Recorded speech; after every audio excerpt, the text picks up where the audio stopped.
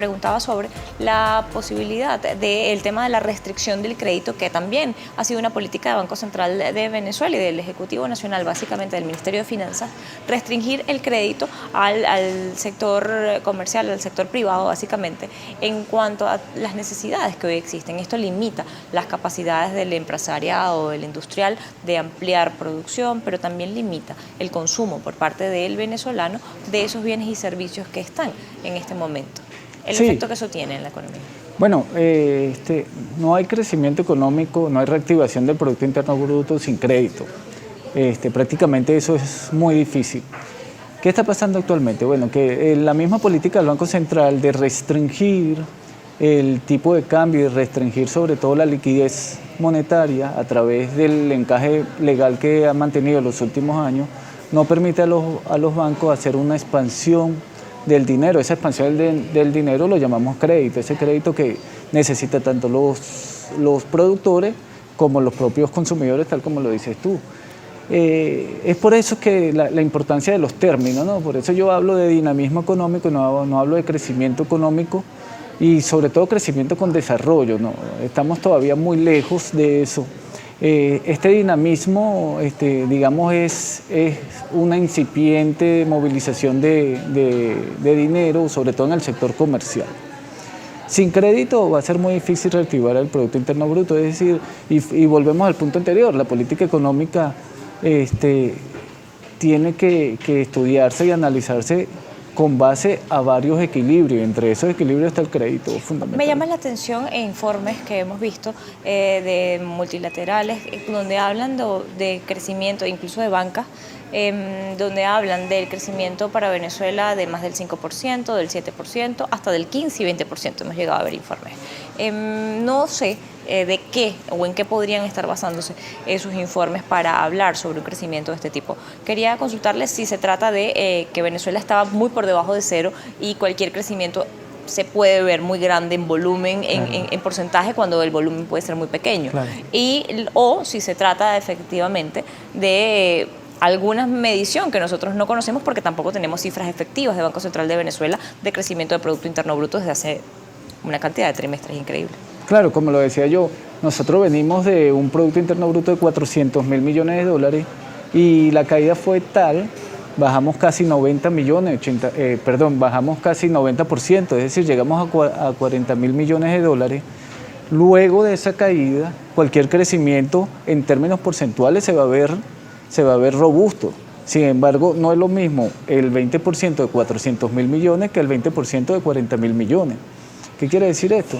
Que este crecimiento principalmente es a través del petróleo y sobre todo ni siquiera de la producción de petróleo, del aumento de la producción de petróleo, sino del precio del petróleo que, motivado a los problemas geopolíticos, principalmente la guerra Rusia-Ucrania, aumentó de 50 a 120 dólares. Entonces eso efectivamente tiene un efecto en la economía venezolana.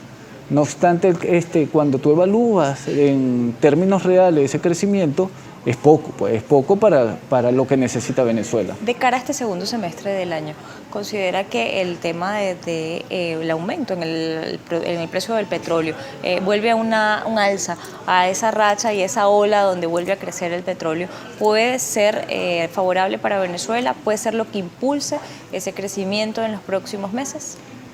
Yo sí creo, el petróleo, nosotros seguimos siendo un país que dependemos mucho del sector petrolero, tanto de producción como a nivel de precio, pero es fundamental aumentar la producción. Para el año pasado, a diciembre del año pasado, habían anunciado 1 millón de barriles diarios. El último informe de la OPEC habla de que estamos entre 650.000 y 700.000 barriles diarios. No ha sido posible aumentar la producción de petróleo. Sin el aumento de la producción de petróleo va a ser muy difícil que haya un crecimiento sostenido y un Producto Interno Bruto robusto que permita a su vez un efecto multiplicador en la economía. En las condiciones que tiene el país actualmente, ¿considera viable que existan modificaciones en la materia monetaria en el país, que el Ejecutivo se centre en hacer algún tipo de ajustes, como el caso de volver a liberar el crédito, establecer de forma quizá más eficiente o más real esa participación anunciada de empresas públicas en el mercado de valores para tratar de dinamizar, incluso tratar de, por esas vías, contraer esa inflación que podría estar generándose por la liberación del crédito? Sí, bueno, como bien te dije, Mariana, este efecto multiplicador tiene que ver con un asunto de equilibrio general entre todas las políticas. Entonces, la política monetaria es fundamental. Uno, tiene que haber confianza entre los actores productivos, y dos, es que esta política monetaria puede que haya una flexibilización, un ajuste de un tipo de cambio real que permita a los empresarios venezolanos ser más competitivos. Sin embargo, también tiene que venir de la mano de un estímulo de los sectores económicos, sobre todo el sector primario y el sector industrial. ¿Por qué? Porque en la medida que tú deslices el tipo de cambio y haya producción, entonces la inflación no va a aparecer en ese. Pero si tú aumentas el tipo de cambio y no hay un aumento de la producción, va a haber inflación. ¿El IGTF, medidas como esas del IGTF, incentivan o desestimulan a la producción? No, desintensiva, claro, totalmente. ¿Hay posibilidad o hay responsabilidad en Parlamento Nacional de también ajustar el marco legal para que estas cosas no ocurran o se verifiquen? Casos como también el tema de adecuar la unidad tributaria.